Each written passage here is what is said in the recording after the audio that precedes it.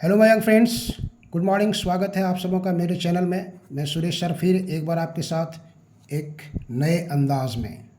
आज मैं आप लोगों के सामने चेहरा लेकर के नहीं आया हूँ, चेहरा छुपा के पढ़ाना चाहता हूँ।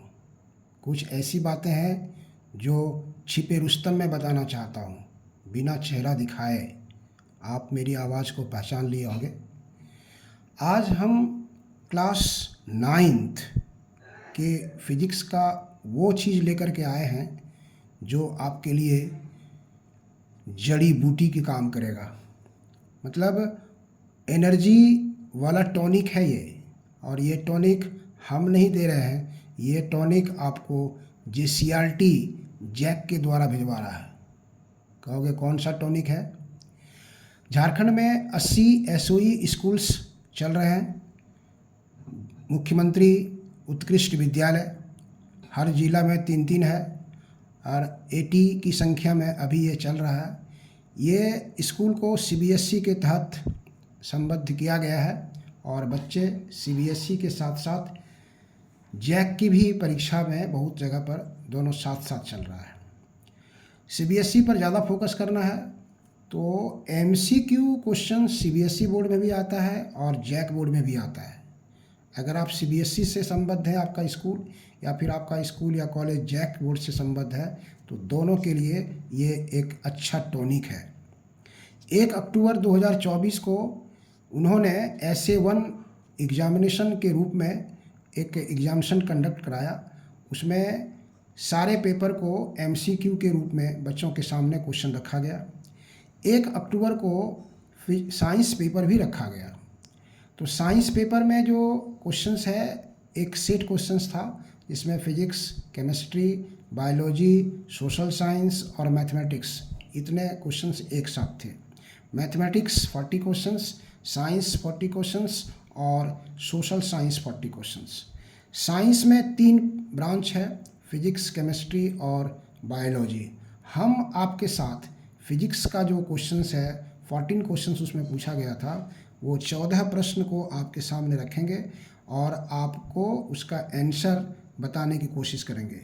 आप सबके सब अच्छे स्टूडेंट्स हैं और मुझे उम्मीद है ये 14 में 14 आप सोल्व कर लिए होंगे, जो एग्जामिनेशन में अपीयर हुए होंगे, या फिर जो अपीयर नहीं हुए हैं, जिनका स्कूल CBSE से संबद्ध नहीं है, या संबद्ध होते हुए भी जो SA1 एग्जामिनेशन में अपीयर नहीं हो पाए हैं, वो इस क्वेश्चन को आप शुरू से अंत तक वीडियो के साथ बनकर देखेंगे और हमको लगता है कि आप सारे प्रश्नों का जवाब आसानी से दे पाएंगे। तो ये जो नमूना है क्वेश्चन का, जो पैटर्न था, यहाँ पर देखिए आपके सामने है। जैक पेपर सेकेंड था, फर्स्ट पेपर में लैंग्वेज था। कुल प्रश्न 40 है, टोटल क्वेश्चंस जो है 40 है। विज्ञान लिखा हुआ है, साइंस देख रहे हैं यहाँ पर, तो साइंस में आपको फिजिक्स, केमिस्ट्री और बायोलॉजी तीनों है। 40 क्वेश्चंस में 14 क्वेश्चन 14 क्वेश्चंस जो है वो फिजिक्स का रिलेटेड है। आइए दिखाते हैं कौन सा क्वेश्चन फिजिक्स से शुरू हुआ है। आते हैं हम लोग यहाँ से लेकर के फिजिक्स का पहला क्वेश्चन क्या था या कौन सा क्वेश्चन आया था, वहाँ पर हम लोग इसकी चर्चा करते हैं और आप इसको देखेंगे तो आपको मिल जाएगा सारा क्वेश्चन। यहाँ पर लिखा हुआ विज्ञान, हमने यहाँ लिख दिया, पहला पोर्शन फिजिक्स लिख दिया है। यहाँ पहला क्वेश्चन है, कौन अदिश राशि है? Which is a scalar quantity.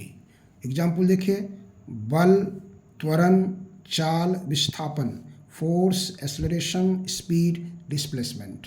तो आप जानते हैं इस 4 में 3 क्वांटिटी जो है वो आपका वेक्टर है और एक क्वांटिटी जो है स्केलर है, और that is speed. Speed is a scalar quantity.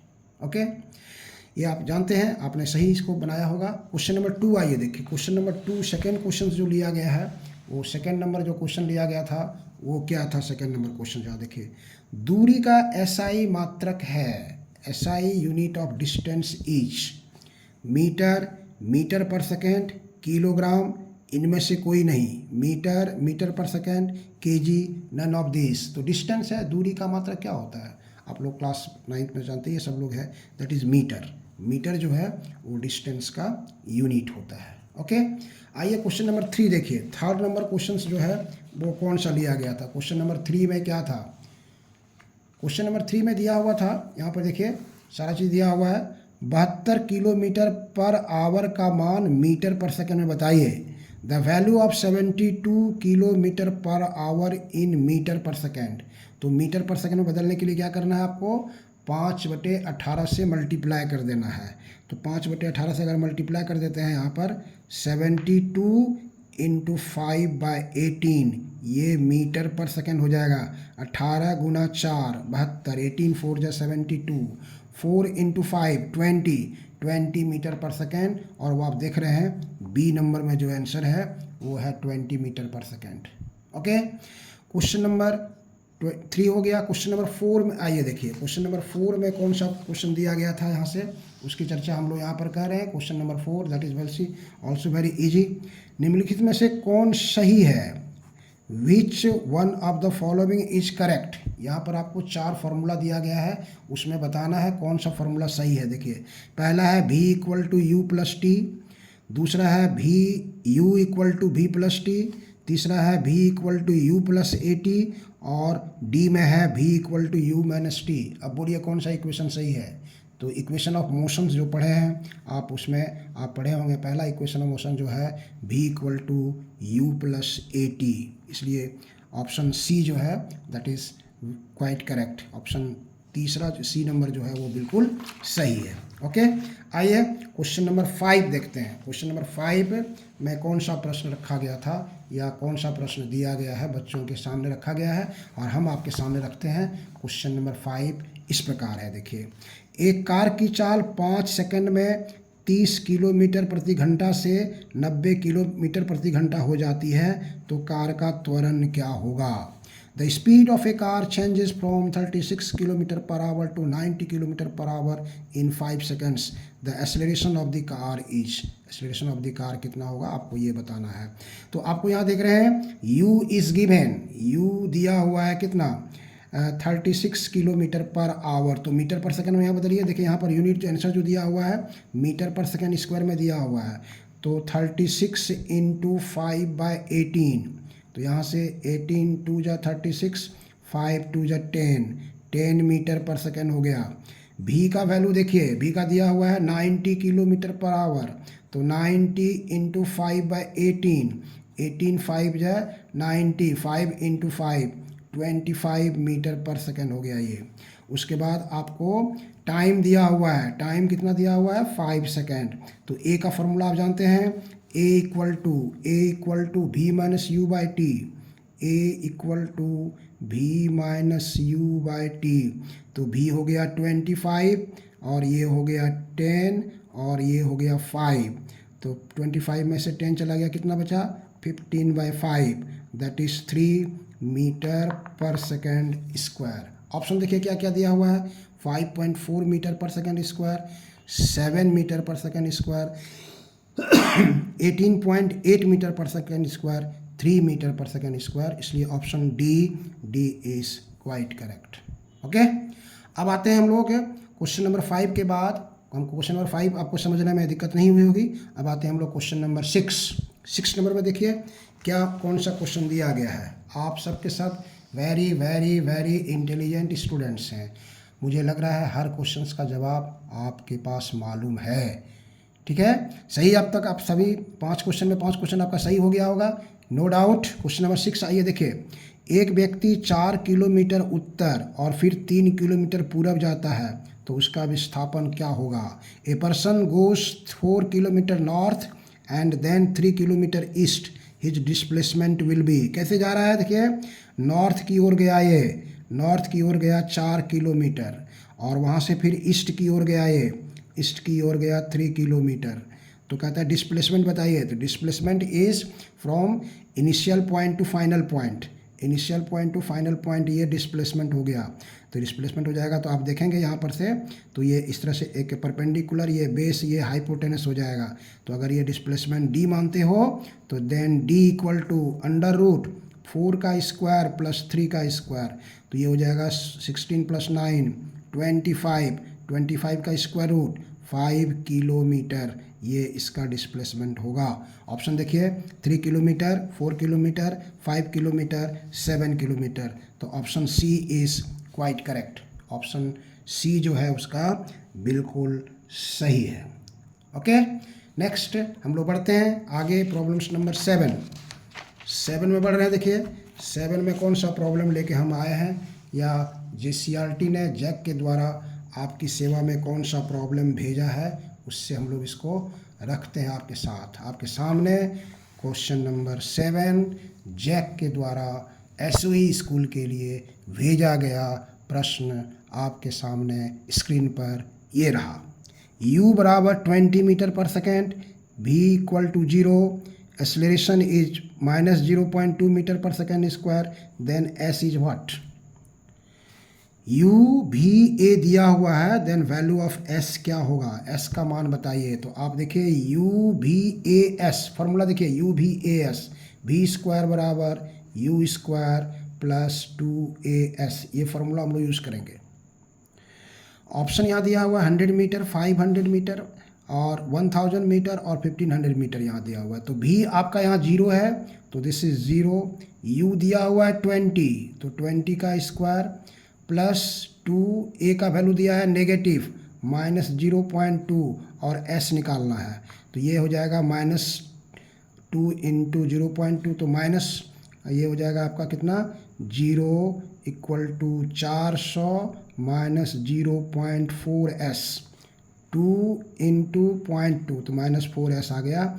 इसको इधर ले आएंगे आप, तो 0.4S इक्वल टू 400, इसलिए 0.4S इक्वल टू 400।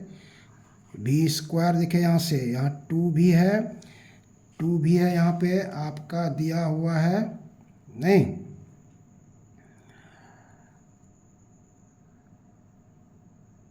तो यहाँ पे आपको दिया हुआ है 4S, इसलिए यहाँ से S अगर आप निकालते हैं तो 400 बाय 0.4, तो ये ऊपर चला जाएगा 4000 हो जाएगा, 4000 बाय 4 तो 1000 हो जाएगा। ये दिस इज़ 1000 मीटर, 1000 मीटर यहाँ पे आएगा ये।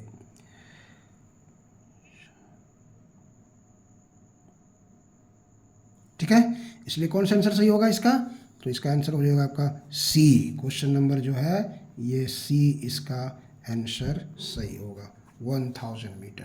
ओके, प्रॉब्लम्स है तो आप ये की याद रखोगे, फिजिक्स में जिस लड़के को न्यूमेरिकल्स बनाने पर कमांड है उसके लिए कोई भी टेक्निकल एग्जामिनेशन, चाहे वो नीट हो, चाहे एडवांस हो या मेंस हो, आसानी से वो अपना निकाल लेगा। नीट वाले विद्यार्थी को तो थोड़ा सा भी फिजिक्स का न्यूमेरिकल्स पर अगर पकड़ है तो आसानी से आप नीट क्वालिफाई कर सकते हैं। इसलिए न्यूमेरिकल्स बनाने पर अपने आप को कंसंट्रेशन बनाए रखिए, और ये न्यूमेरिकल्स बनाने से भागिए मत, ये मेरा सजेशन है सभी बच्चों के लिए। ओके, आते हैं हम लोग क्वेश्चन नंबर 8 नंबर क्वेश्चन पर आ रहे हैं। 8वां सवाल आपके लिए कौन सा जैक ने भेजा है, उस सवाल को हम आपके सामने रखते हैं, और आपके स्क्रीन पर ये सवाल रहा, problems number 8 without any late.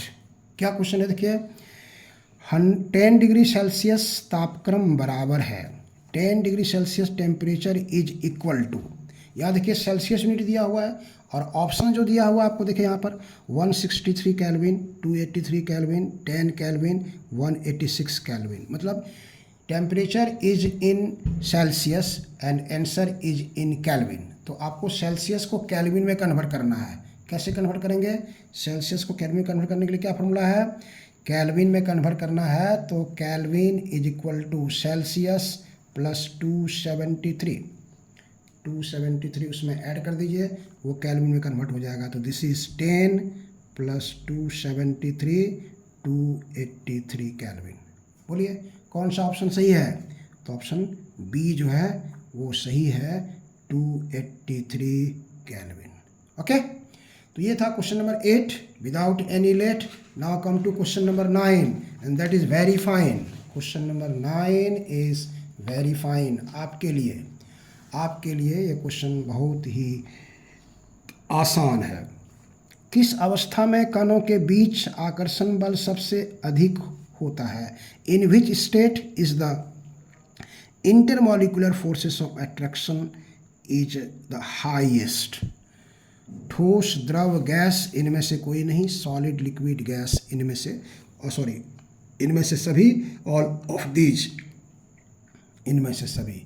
तो सॉलिड में, लिक्विड में और गैस में या इस सभी में जो इंटरमॉलिक्यूलर फोर्सेस होता है, आकर्षण बल जो होता है कणों के बीच, सबसे अधिक शक्तिशाली किस में होता है? तो जो रिजिड है, जिसके कणों के बीच की दूरी को हम एक्सटर्नल फोर्स के द्वारा नहीं चेंज कर सकते हैं, दैट इज मतलब in that state the intermolecular forces of attraction is maximum and that is solid. ठोस अवस्था में कणों के बीच का आकर्षण बल सबसे अधिक होता है।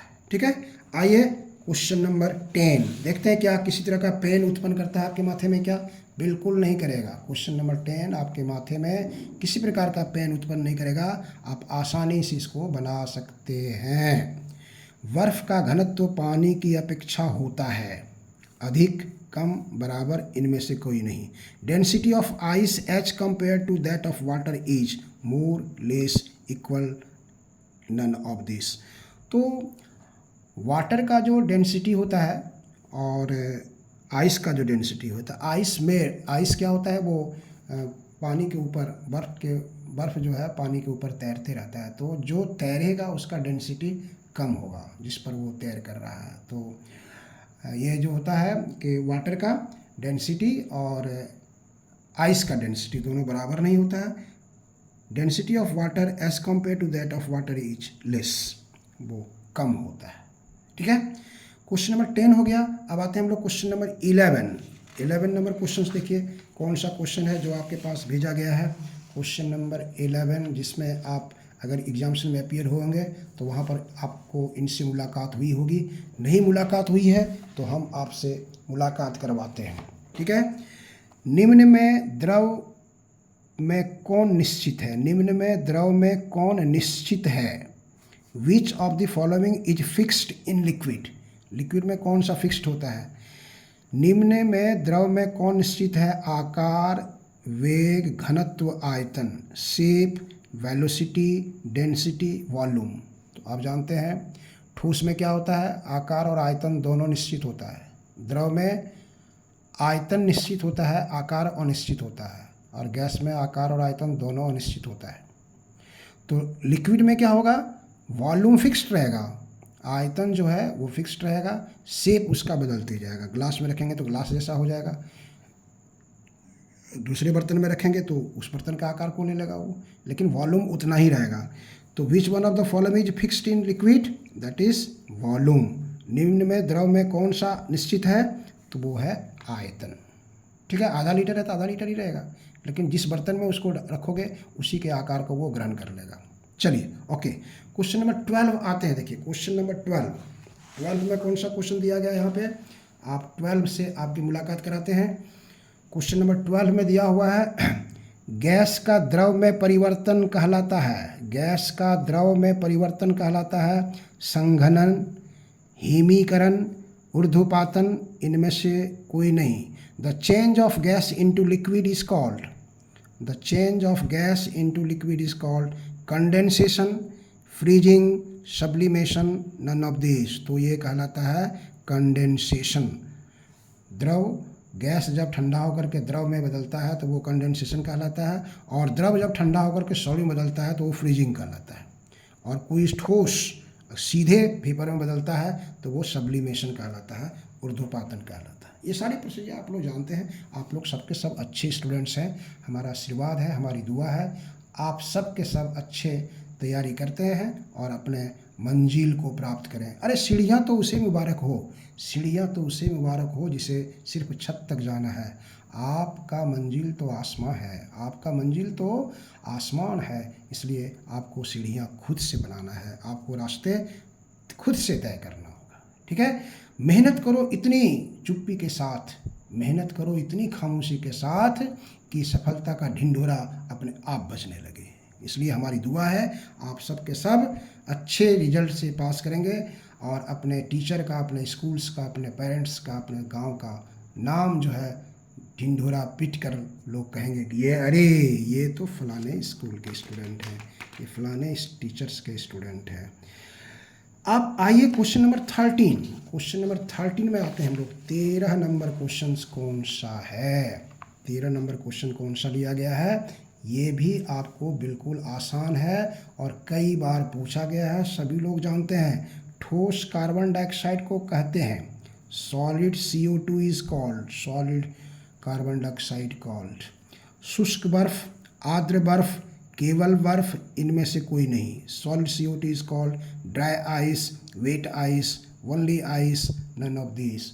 तो सॉलिड CO2 ठोस कार्बन डाइऑक्साइड को ड्राई आइस कहते हैं हम लोग, नहीं, solid carbon dioxide is called शुष्क बर्फ, शुष्क बर्फ। एंड लास्ट क्वेश्चन जो है 14वां नंबर 14 क्वेश्चन पूछा गया था आप फिजिक्स के। तो 14 नंबर जो क्वेश्चन है वो देखिए क्या कहता है। 14 नंबर क्वेश्चन कह रहा है वाष्पन की क्रिया से उत्पन्न होती है, वाष्पन की क्रिया से उत्पन्न क्या होती है? गर्मी, ठंडक, ताप में वृद्धि, इनमें से कोई नहीं। The process of evaporation produces, the process of evaporation produces heat, cold, increase in temperature, none of this. तो कौन सा इसमें सही होगा? आप पंखा के नीचे बैठते हैं तो आपको ठंडक क्यों महसूस होती है? क्योंकि आपके शरीर का जो पसीना है वो वेपराइज होता है, वाष्पीकरण होता है, उसका इवोपरेशन होता है और तब आपको ठंडक महसूस होती है। कुत्ता गर्मी के दिन में जीभ फैलाते हाँफते रहता है, क्यों? उसके जीभ में जो मॉइस्चर है वो इवोपोरेट करता है और उसको ठंडक महसूस होती है। इसलिए the process of evaporation produces cold, cold ये प्रोड्यूस करता है ठंडक। वाष्पन की क्रिया में, वाष्पन की प्रक्रिया में क्या उत्पन्न होती है? ठंडक उत्पन्न होती है। इसलिए इसी ठंडक के साथ आप अपने दिमाग को ठंडक रखते हुए आगे की तैयारी में जुट जाइए। हम सुरेश सर आपके साथ फिर जुड़ेंगे और जो इम्पॉर्टेंट टॉपिक्स हैं आप ध्यान रखेंगे। क्लास 9th का जो फिजिक्स का पोर्शन है CBSE स्कूल के लिए, या फिर क्लास 10th के फिजिक्स का जो पोर्शन है CBSE बोर्ड के लिए, उसके लिए एक नया वीडियो लेकर के आ रहे हैं। तब तक आप मेरा इंतज़ार कीजिए। Good night, thank you.